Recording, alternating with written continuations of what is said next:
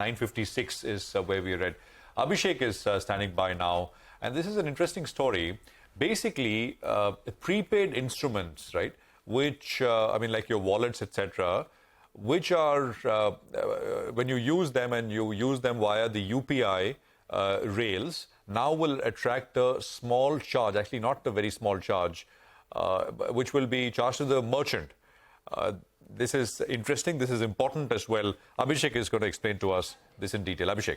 Well, Prashant, as you mentioned, PPI charges for merchant transactions in UPI is in place. So recent circular from NPCI suggests that, there are following charges which are applicable to merchant transactions initiated. So using PPI on UPI from 1st of April 2023. So interchange at the rate of 1.1% on the transaction above rupees 2,000. Then for industry program merchant category codes, interchange is as follows or on your screen for telecom, mutual fund, utilities, education, government, supermarket, fuel, insurance, railways, as well as agriculture. So PPI issuer will pay about 15 basis point to wallet loading service charge to remitter bank, and interchange is not applicable in terms of P2P and P2PM transactions between bank account and PPI wallet. So we have a brokerage view. Equirus says that as per existing guidelines on debit card, the MDR charges range from 0.3 to 0.8%.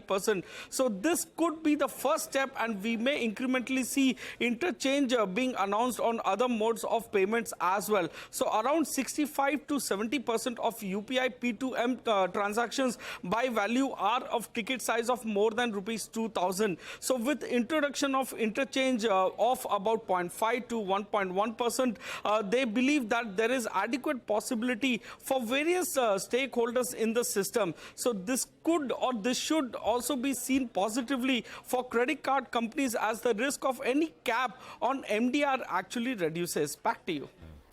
Okay, but before credit cards, I think it is positive for companies like Paytm, right? Wallet companies. Abhishek, thanks very much for that. Merchants and the players in the ecosystem have been saying that, how do you compete against free? Of course, for P2P transactions, customer-to-customer transactions, there are no charges at all. This is only P2M, which is, customer individual to merchant transactions above 2,000 rupees using the UPI rails will attract a fee, which goes from the merchant to the issuer, which will be Paytm, for example, in one case, or any of the other issuers of these wallets. So that's the story. 620, we'll try and get reactions by talking to companies later on. There's just 5 minutes to go for market close. We'll take a very quick break here. We are back.